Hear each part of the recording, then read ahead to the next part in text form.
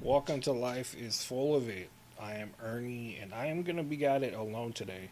I actually hope if you never listened to this podcast before, this is your first one would be great. Um, Reason why I'm alone is my wife suggested I go at it by myself because a lot of things I'm going through. The whole point of Life is Full of It was I wanted it to be where we could talk about anything we wanted, um, and anyone could listen. You could listen to anyone's issues, and the full of it could be full of BS or full of it has wonderful things. And depended on the subject for the day, it's been really hard to get the guys to stay on the subject of what we're covering that day. But long as we get, I'm happy. It's a good exercise for me to talk to people, to work with my equipment. But I'm tired. This is really about struggling. This is all about struggling and finding your place in life. I'm having a hell of a time. It's rough. If anyone that knows me, Ernie, I have horrible anxiety and depression. I suffered from agoraphobia very bad. There's a time about a year I stayed home from living. I lost 60 pounds and I didn't eat and didn't drink. They took me off my medication because of my insurance, and that's a sick, disgusting thing how our system works with insurance. And it was miserable. Then, even way before that, I had anxiety and depression, and now I'm back in the saddle of anxiety and depression. I have a whole podcast where me and my cousin who suffers from it, he's not as bad as me. He's capable and able to drive and do things like that. I don't do anything, and I am constantly in a state of boredom. And it's rough. It's super hard. People won't really be able to understand unless they've been there. And that's not me saying it's really hard because you sit there and you think when you talk to somebody, you really think that, no, I got it worse. And I've talked to a lot of people. Um, Again, there's an anxiety episode where I go over a lot of the things I went through, as far as like the programs I've gone through. Not the emotional stuff, but more. I mean, I do talk about that, but I also talk about the things I did to try to get better. Some of it helps. I am getting a lot better than I was probably some time ago. But right now, it's a weird place I'm at. I have goals, but I don't know how to get to them, and it's killing me. It's eating me up. I don't like being up during the day because all I think about is how much I'm failing.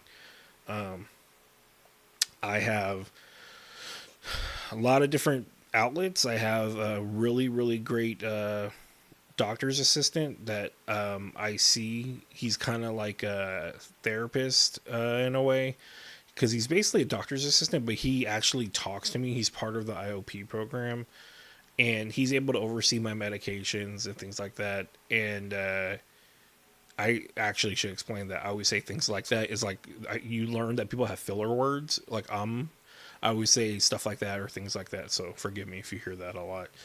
Uh, he helps me out, and we work on me getting through. The biggest thing I have issues with is, of course, depression and panic attacks. The panic attacks, I'm afraid of panic attacks, which gives me panic disorder. So it's hard for me to go out and do things. If you know me, you'll catch me throwing excuses at you to not go out and do things.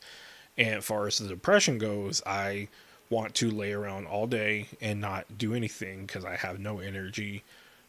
It's been sucked out of me. But then that's where it comes to now with the struggle is I want to, my whole life, I've wanted to be somebody.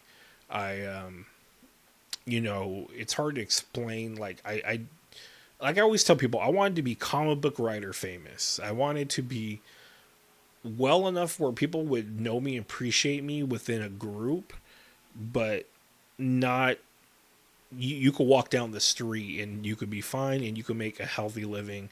And that's what I wanted. And I just wanted to be happy, but all these avenues got in the way and it just became rougher and tough. I try to do these things along the way, and I was working and doing things. And then once I got to the point of how bad my anxiety got, everything kind of got postponed. I always wanted to write, direct, produce, host. I really, really enjoyed doing stuff like that. I'm trying to find the because I have the passion behind it, but the struggle with it is just so hard right now. Um, it's it's hard to wrap around because like I have a script. I have mini scripts, first of all, and I'm always sad. I always think I'm gonna die one day, and all these stories I have in my mind are gonna get out. Like right now, it actually makes me a little teary eyed because I'm afraid that it most likely will happen. Stories, there's probably tons of writers that have stories in their head that they never are gonna be told, and that kills me. One I had with the guild, which is funny because there's a strike going on right now. Um, it I didn't push it. I wrote it 12 years ago, I think. And after reading it, I realized, man, there was like grammar errors, and there was like the story was solid to me. Other than that, but like grammar errors, and maybe I didn't format a couple pages right or whatever. So I started to retype it, renamed it, and then I just kind of stopped. It seemed like so much work. I just decided, man, I don't want to, like, I do want to do it still, but I just, at this moment, my mind isn't right. I just can't sit here, and I can't get comfortable. I can't sit at a table with a chair. I just hate it. Everyone hates how I sit because I always slouch to the side. I don't like it. Don't like how my back feels. I don't like sitting up straight. I don't like typing that way. It hurts my wrist. And it just kind of pushed me away. Then I started thinking, well, am I not having love for writing as much as I used to? And I think I do. It's just I'm lazy. I'm so lazy right now. And then besides the writing, I really, really enjoy doing these podcasts. I mainly like to meet up with my friends. I don't get to see anybody. I'm a lot older than everybody. And I've lost a lot of friends in the last couple decades. And I'm sure everybody feels the same way. They probably lost those groups. A lot of people I know, like, people older than me, they're okay with not having that many friends. They're worried about their family, their life for some reason. I get bugged by it. I am upset that I don't have those close people that I had crazy good memories with. Even one of my best friends that I lost to suicide, which is really hard for me to deal with because I have those thoughts, but I would never act on them because I think I'm too much of a coward to act on them, thank God. But, there are times where you're like, I just don't want to deal with this. We were supposed to do an episode on all of us that have had thoughts, but a couple of the guys are okay with it. A couple of the guys are like, I don't want to make a depressing podcast. I just want to keep it real so people can listen and know, you're not alone. And we all go through these things, and there's a lot of people that don't even suffer for deep depression like I have, where I have to be on medication, and if I'm not on it, I'm like there. I'm on the edge if I'm not on them. Your body's got to make certain things, and if your body's not, you're gonna go down a bad path, trust me. And it's sad.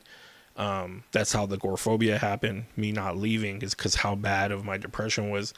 I would lay in bed and just close my eyes and just wish I died. And it's sad. And I had a little boy, I still have a little boy, but he was a little baby by then, 3 or so.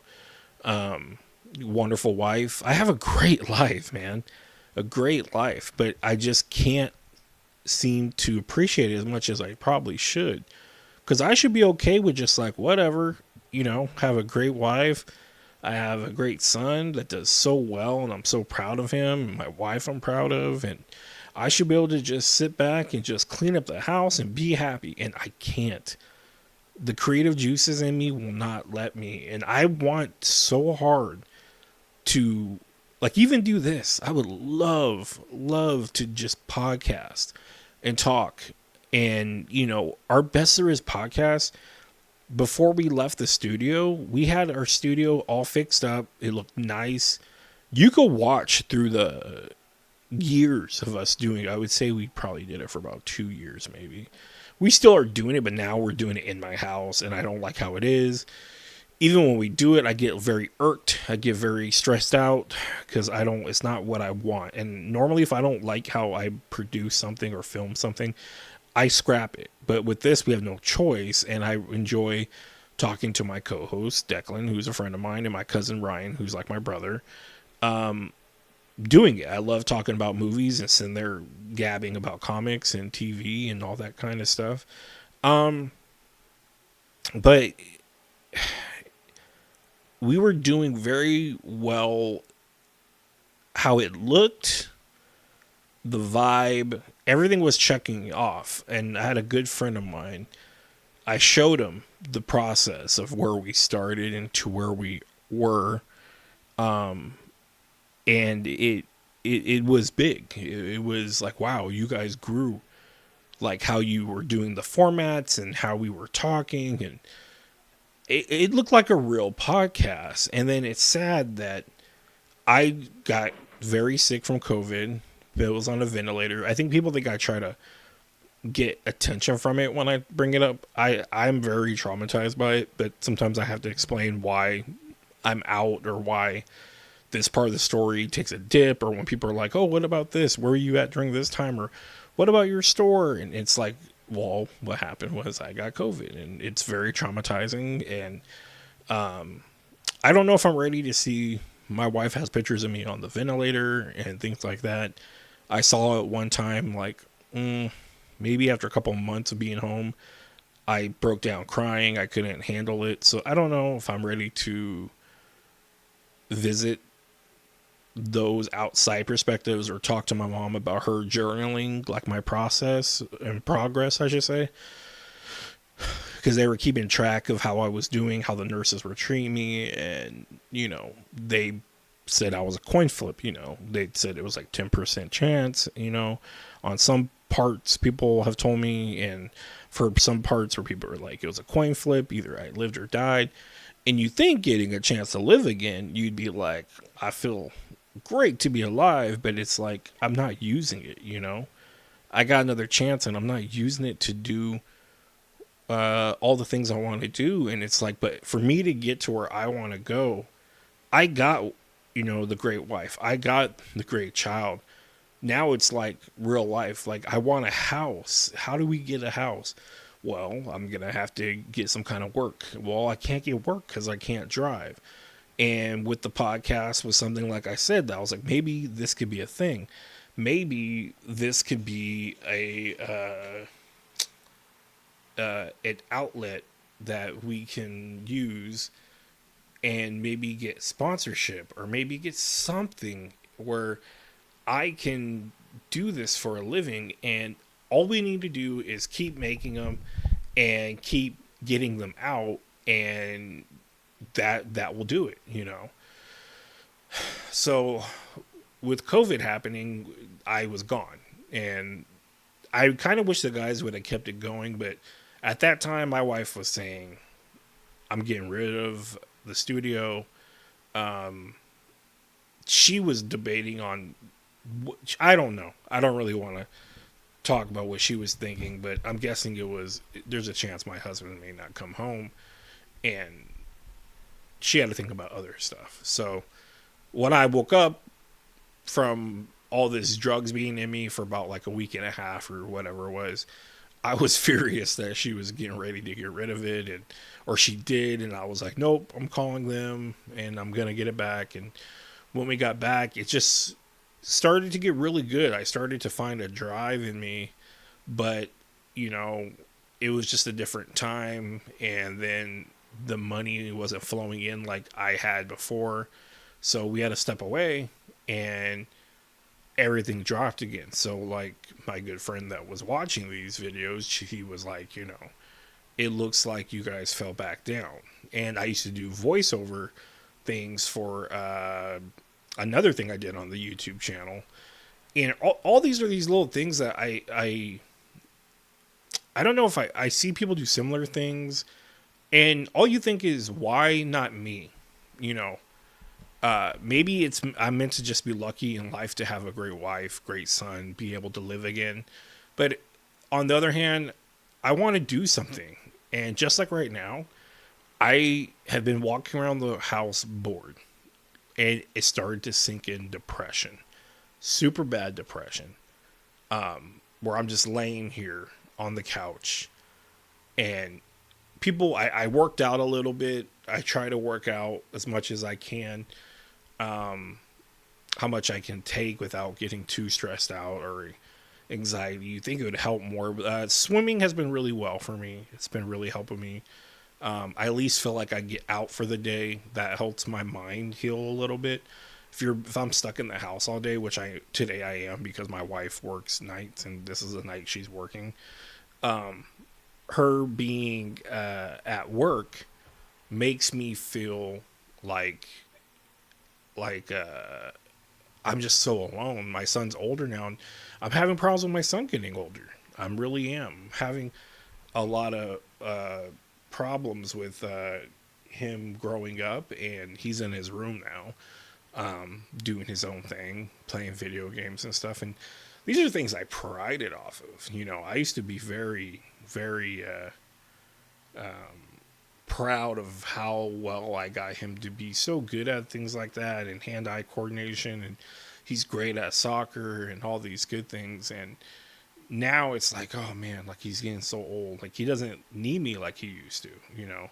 He still will crawl in bed here and there, but you know, he's a big kid, so it's not the same. It's definitely not. I am gonna move and grab water from the other side of the table, so spare with me. Get yourself water right now.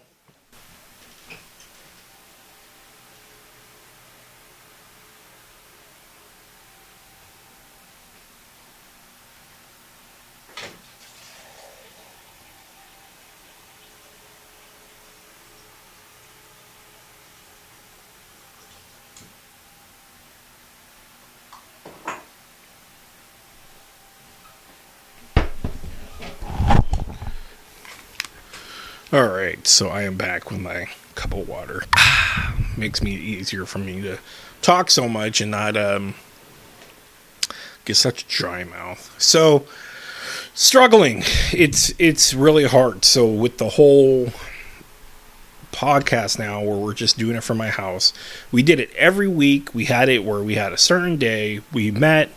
I had something to drive within me to go, yep, and work on, and it just was good. It was a good thing for me. And with us videotaping it, there is a lot that factored in. You could see if you watch through them that some of the lights weren't hitting the right marks at certain times on certain videos. Some videos, it looked beautiful, and it just was one of those things that, I don't know, it was irritating, but it was okay. I didn't mind it that much because we at least were looking good to an extent. Now that we are in a place like that, I didn't want to bring the guys in every week. And on top of it, I used to do a lot of work, and it's something about it felt different going into a studio and actually do, you know, and it's weird because I'm on Xanax. I take it for a lot of times I get anxious in my own house. I've probably gone through 2 today, and it's the evening and it's bad because I'm addicted to it. I don't like being called an addict, but that's what it is. I'm addicted to it through the pharmaceutical sense, where this is my prescriptions. I'm not getting off the streets addictive. I'm not going past what they are prescribing me, but I get so worked up over life in general. And I'm learning. I'm working with a lot of people to get through this. I'll get back to that in a little bit. But so at the studio, you know, it felt different. It was me getting out. So a lot of times I would take a Xanax because leaving the house is hard for me. it's rough. I hate it. Sometimes a car ride just around the corner to the studio would work me up. But again, it felt different. It felt like we were getting into a job and stuff. So for us to meet up weekly without having a studio felt really silly. And I just decided to format it once a month and quit doing weekly and do these weekly. So whoever was free or whoever wanted to talk to me, we would come up with a topic that day. But a lot of times, like I said, it depends on the person that's with me. We would try to, I try to keep them on a goal of an idea what we're talking about. Like right now, I'm talking about struggling. And this is a very important one because it's me by myself. And if anyone is still listening to this, I really do appreciate you going on this journey and talking to me about it, because I'm just really stuck because it's just hard. So the podcast is what it is. We're at the point where we do it once a month in the house for Best There Is podcast, which everybody believed in. We had t-shirts, we have keychains, all kinds of shit, because we were getting there. And all of a sudden, with us having to stop, it just got too crappy looking video. And we could do audio, but I just hate everyone does audio. So with that one, I wanted to be different. The Best There Is podcast, where we talk pop culture and we do movie reviews. We just released one just the other day covering a movie and a couple other things that go along with it. And it's always fun and I enjoy it thoroughly. It's very therapeutic for me to do these podcasts. It makes me feel like I'm doing something. So now with those not like they used to be, I'm, like I said, I always wanted to be something. And my quote, I always tell everybody, and I'll probably say it again in another one of these podcasts, is when do we decide to stop being astronauts? You know, when you're a kid, you write down what you want to be. I probably wrote down superhero, but you write down what you want to be and you grow up, you get to middle school and high school, you have an idea of what you want to be. But when do you stop? When do these people stop? When I see people as assistant manager at Applebee's, I see them as a manager at, Safeway, and they're just like, I'm locked in, I'm going to get this pay, I'm going to retire here.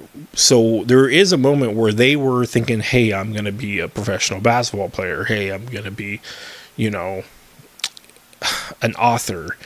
And they had to get to that moment where they're like, I'm not going to do this anymore. I'm thinking, when is my moment? Because I don't want to give up yet. But I do have a fear of aging. I have a huge fear. Being the age I am now, close to my 40s, I am very afraid. You got to start thinking about your health a lot more. It's different. It's really different than being in your late 20s and just living it up, I guess. But you still, I've always worried. Having anxiety, you're basically you're hypochondriac. You're worried about everything. It's just the way it is. You're already stressing about everything. You're worried about depressed about the past, and you're worried about the future. So anything, any bump or lump or cough or whatever, you're worried about, what can this be? What can that happen? I don't know how many times I think I'm having an aneurysm, a heart attack. How many times I think I need to go to the hospital. It's just a real big, scary deal. And it sucks because it's a horrible way to live. I get jealous of people that just live. That you're like, whatever. If it happens, it happens. I want to get there, and I'm hoping I will. But yeah, I've always lived with that idea of I wanted to be something. And growing up, it never changed. I always wanted to host something, be an ambassador for something, where I was the guy that talked about it or whatever, hopefully something, again, pop culture, or, even an advocate for mental illness. I wouldn't mind being, but that would be rough because I'd have to be not cured, because I don't believe mental illness gets cured. It gets treated and you're able to manage it, because I did have anxiety my whole life, but I just managed it. And I never had panic attacks until 26. I got panic attacks. And through, I say my research as in going through different programs and reading all the books I've read. I've read freaking every book under the sun about these situations.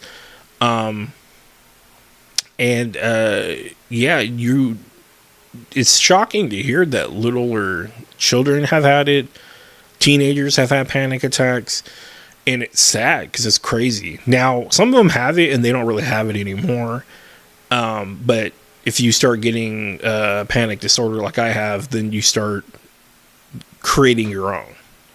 And people know already. So situations with me, for example, I want to go to the movies really bad. And I haven't been in 11 years. And I'm a huge movie guy. I used to go to the movies every week. Now I don't go at all. So it sucks. Because getting in the car already, I get anxiety. Driving down the street, I get anxiety. Stoplights, I get anxiety. I can't drive. I can't even barely be a passenger. So no one knows when I get to certain places what battle I went through in my mind to try to get there. You know, taking my medication, taking Xanax, taking whatever to try to get there was a battle just for me to get to your kid's birthday party. Just for me to get to some kind of event or something like that. It was a situation that I had to work very hard through. But I'm trying to figure things out, and I'm trying to figure out how to get through that, how to get through this, how to not be that way. But it is. That's just a sad, sad struggle of it. But like I said, if I had these maybe taken care of, I asked myself, would this help me go further? Because like I said, I wanted to be somebody. After getting out of the hospital, I was like, yeah, I'm going to fix this. I got to fix this. Because being high and screwed up on drugs after that, I thought I was alive and I was ready to go. I was telling my wife, we're going to Disneyland. We're flying to New York because my son always wants to go to New York. And then you get home and reality hits. And I wasn't like that anymore. So it sucked. And with it sucking like that, it just took the wind out of you. It didn't help that I came home with the oxygen tank on me and a contraption on my back that was soaking the blood out of my back because I had a bed sore because they weren't flipping me over because I was combative in the hospital. So having all these things hooked to you just doesn't feel good when you get home. But back to the matter is, I wanted to do something no matter what. Before that, as a teenager, whatever, I had the same goals, wanting to write, wanting to produce, wanting to direct. Big fan of Kevin Smith, Robert Rodriguez, Quentin Tarantino. Normal film head kind of guy, you know, collected all their books, bought all their screenplays to study them, read how they deliver. Kind of made me who I was. And I grew up, people will probably be like, ugh, I idolized Howard Stern a lot. I liked his format, and to be honest, I believe he was the birth of podcast. I really, really feel like it. People can argue with me all day. You can't. Go ahead and start thinking about your argument, because I think you'll lose. Once he changed it to a format on ETV, being going through puberty in my younger freshman years, maybe. It was just a thing for me to watch some E while I was going to bed, entertainment television, and he had like girls on it, and of course I liked that as a young man, but it was very entertaining.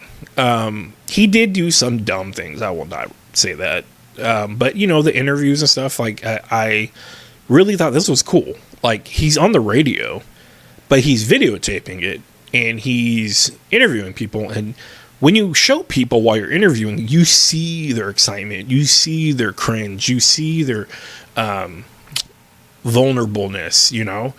And I really liked it.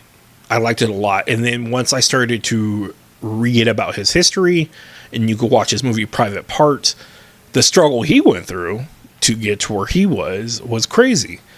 And it was a huge fight. And I'm a big fighter.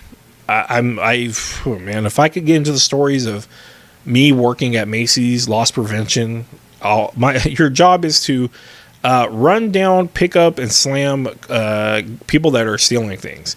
Unfortunately, all that changed right around when I quit. They made it where we couldn't do anything. We had to literally let people steal left and right. But back then, it was crazy. But we used to have a lot of fights between not fights physically, but a lot of arguments with the head management, HR, even our own managers of LP. I had one good manager, and he was amazing. He was a great guy. And he till this day we still are friends. But all the rest treated me like crap. Would try to write me up for the stupidest things that they couldn't even prove. Things on video that I had to literally point saying, yeah, I didn't do that. But again, that's a whole nother subject. But basically, I had to fight a lot during that time. And I'm sure, again, everybody, I'm not saying I'm special. I'm sure everybody had jobs where you have to fight. And that's how you relate with people. That's how you relate and think like, yeah, I was like that. I'm like them too, or whatever. So when you're watching, or when I'm older and I think about these other things, or you read a comic or read a good book and that person went through that struggle, you relate, and if that's like your passion, you identify with it and you want to tell a story like it, So with all that being said, I wanted to do something like that in a sense of either writing, directing, or putting my voice out there. I wanted to be a voice for something. And if that voice was going to be telling, and I really was writing in the beginning where I had to write it where I can make this. Something like Clerks. I can I could use certain backdrops and make it work. No explosions, no this, no that. Then I realized the industry has changed so much. It really doesn't work that way. A lot of people don't get to do everything on their own. A lot of people don't. Forgive me for my breathing too. Again, not to bring it up, COVID. I have scarred lungs from the ventilator, and I could really sometimes feel my dog barking. I could sometimes feel where it's pulling my breath a little bit. It was weird because when I got out, they told me I didn't have much damage to my organs, which was great. But they're like, of course, you got scarred lungs. So that is another thing I'll get into in a second. So, yeah, I wanted to do a lot of things in my life. And like I said, I wanted a voice. I wanted a voice for something. In the meantime, I'm like, all right, I got to get better. So I went to the IOP, which is called Intensive Outpatient Program. And I talk about this on the anxiety podcast. That went well because I got into a schedule, and I don't have a schedule, and now it's miserable without a schedule. But I have to rely on my wife. She has to drive me there. She has to pick me up. She would stay out there because I would panic if she would leave. It's miserable, but I enjoyed being there because everyone was great. All the therapists there, all the counselors there, all the psychiatrists, the doctors, they had a nursing staff. It was great. But you only could be there for so long, or how much your insurance wants to cover you. And I was there for a few loops. You're only supposed to be there for, I believe, 3 weeks to a month. And I did 3 sessions of that. But you're learning the same thing, but it was mainly for me to see while I'm in class, I also went out and saw different therapists and stuff. And I learned, I know how all my anxiety works. I needed exposure therapy is what I needed. I needed to get out and have someone with me, walk with me, and talk with me. So I kept carrying on. I met back because first guy I talked to was the doctor's assistant that can prescribe, and he acts like a counselor. He'll talk to me. I still see him till this day. He's a wonderful man, and it's weird. I believe I'm older than him. Great guy, really cool guy. Every time we meet up, he sees my superhero shirts and is like, "Oh, who we got on today?" And he'll get into a discussion with me about comics and stuff. But we always have to cut it short because we got to get professional. But anyways, he is super cool. And then now I'm working. At this point, I look at everything. All right. So I'm looking at everything for help. It makes me sad. It makes me think of Andy Kaufman when he got cancer in I don't know exactly how it went, but in the movie Man on the Moon, he goes to every stretch of length to try to get better. And that's what I'm doing now. I'm meeting with a holistic practitioner, and this isn't rocks or anything like that. It's just a lot of Eastern medicine and stuff. And there's things about microdosing. Again, you could go and check out another one of these podcasts. My younger brother knows a lot about it, and he's actually going to go to school for chemistry of all this kind of things. But we've spoke about this, but so there's stuff like that I'm very afraid of getting a panic attack. But it's something that I may have to go down the rabbit hole and look at different things that can help my brain get healthier. That's not just these pills that haven't been doing whatever. So it's weird. I'm at a weird point, but like I said, while I'm waiting for all this, I want to do something. I want to feel alive. I want to not just stand on the sidelines. And then that's when I was like, you know what? I got out of IOP after the COVID PTSD was going on and my depression and anxiety. I'm like, let's go to like professional wrestling, and I can just go in there and do some stuff. I used to do it when I was younger. It was different, but I did it with a group of people, and we really hurt each other, and we really did things. And I was like, I could do this again. And I went and did that. And right now I still think I might go back, but as of right now, I don't know. It really hit me about my age, because there's so many young guys and they want it as a career. I don't want it as a career. I want to be a weekend warrior with this. I want to be able to just go do maybe a couple different shows and have my son watch, have some fun with the guys in the ring. Of course, take it serious, not goofing off or whatever, even though a lot of guys do goof off while they're in the ring. They try to make it humorous, but I would be a different type of wrestler, of course, if you go back to the days of Roddy Piper or even Stone Cold Steve Austin, type of that kind of guy. You're not going to see me doing flips. I'm not going to put on a little goofy flip show, and that's not to insult guys that do. It's just being a big guy. That's not my thing. But the training for you to get into it, there's guys that said it would take them 2 years to get into being able to get in the ring and entertain. And I have a wife and a kid. It's really hard. I don't drive. You know how hard people don't get it wasn't even that hard to be in the ring and practice compared to the drive to get there. For me, it was an hour drive there and back. My wife would have to sit in the car for 2 hours while I practiced, because I would panic. And not on top of it, she doesn't want to drive home because she has to drive all the way back.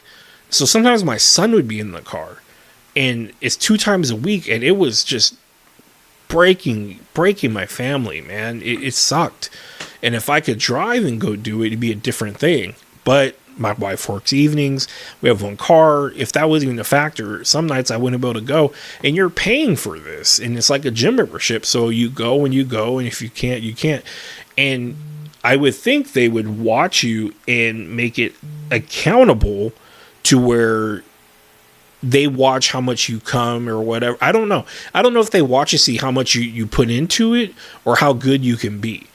Because I feel like, me personally, I give it the best I can, but there's some stuff I can't do, but I don't expect to do that while I'm in the ring. Honestly, a lot of it, I believe I would have just, you just want me in there to be a monster, slobber knocking people around, put on a good match. You only got to be in there for about 8 minutes or so. I was running wise, I would probably be the last guy in. I'm a big guy, but I could sprint real for small times. So like in a match, you're not running the whole time. You're always going to be somewhat tired. I've seen it. I've seen guys 3 times my size in the ring, and maybe they just have really good stamina. They could, but some of them I've watched tons of videos up and down California, and I'm like, I could do this. Their match, the pace is very nice. It's very smooth. and I can do this. It's not going to be an issue. And it sucks because I never got to get there. I've helped out. Now I'm doing other things with the one I went to, but it sucks because my goal was to be in there, put on a little bit of a show. But the problem is I got to let these other guys go that want to make it their career. And I'm not going to ever want to make this my career. I wanted to do it to get out, to help with my depression, to be around like-minded guys. And I love wrestling, to talk about wrestling. But unfortunately, that didn't get to happen. There's some guys, yes, I should say, but it was very, it's very, not in a bad way cliquey. It's just these guys have known each other for so long and have been friends forever. It's kind of hard to wedge in between that, you know. I see them go out and do things outside of wrestling, and it's just they all know each other very well. And then me, they don't know. On top of it, if you invited me, I probably wouldn't go to a lot of things because of my anxiety. So that was something that I did. But what happened, man, I needed to take a break because 1 month we weren't going to be able to make it for maybe 2 days. So I didn't want to pay for a month and only make it 2 days. But during that month, I was like, I'm going to get my neck checked out and my shoulder checked out because it was killing me in practice. Bad. And then I learned I had shoulder issues, and then I learned I got whiplash in my neck, and I barely was doing things. It was just me trying something new and possibly doing it wrong when I did it. I didn't think I did it wrong. But something was going on. Like I was trying to practice tumbling a lot, and I'm very awkward at tumbling. I could give you one hell of a clothesline. I could bounce off the rope and give you one hell of a clothesline, one hell of a shoulder block. But doing a somersault, yeah, it's hard for me. I've seen other big guys that nail it, and I've seen some big guys that can't do it as well. It just depends. Certain things I could hit it on the nail, and sometimes I couldn't. But doing those somersaults, I would sometimes lean towards one more side than the other, and I think I was just fucking up my shoulder. Just hurting my shoulder left and right. Not left and right, but mainly my left, and hurting it every time I did it. So that was a thing where I was just struggling with this idea of I'm getting old.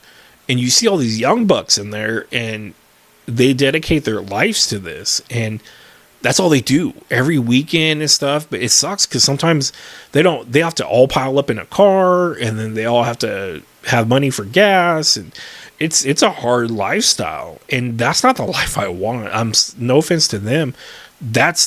People will say that's the wrestling life. That's how you get your dues to go to WWE, AEW. Sadly for me, the realization for me is a lot of big companies, let's say Marvel Comics, WWE, and stuff like that, the people within it don't want you to break it. They don't want you to come in.